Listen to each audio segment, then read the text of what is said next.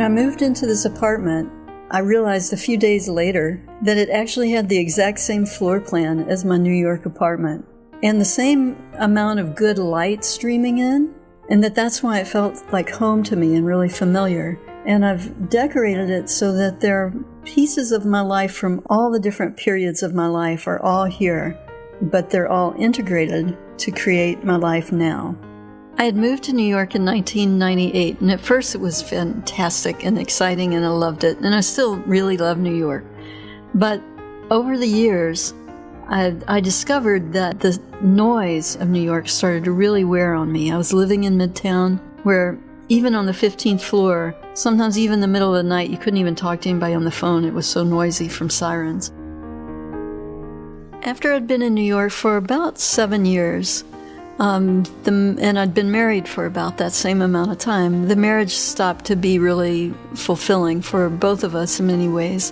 Plus, there was a period of unemployment for one or both of us, and kind of altered back and forth a little, and a lot of things that we had hoped for and planned for did not come through. So we hit a lot of obstacles, and it was very painful. In that really stressful time, while I consider my dark time in New York, I actually lived in 6 different places in 2 years. That was incredibly stressful. I had a number of different jobs, none of which were particularly fulfilling and none of which really had a future to them. I was kind of on 3 career tracks at one time, so I was spread very thin.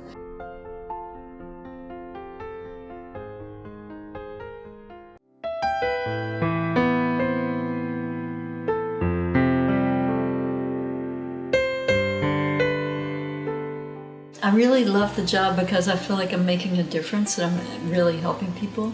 Mostly my job is to supervise graduate teaching assistants and to train them as new teachers. I was so happy to get out of New York for years and years. Every single day in my morning intentions and prayers, I would say, please send me to a place with pine trees and water. Pine trees and water, that was my mantra. Even though there's a lot of nature in New York, and I love Central Park, and I love the East River, and I love the Hudson River, every time I would get someplace where I was really immersed in nature, I felt immediately much more relaxed. I also really feel like I'm making a difference in the lives of the undergraduates because, one, if their teachers are doing a good job with them, that helps them, but also the program, we take students on a lot of different excursions, like taking them to Torrey Pines to write and read poetry, or going to the Deer Park Monastery to experience Buddhism as part of their study of all the different world religions. And the curriculum itself is amazing, because they're basically studying all of the world cultures and religions from a multidisciplinary perspective, with the idea of understanding the world we live in now.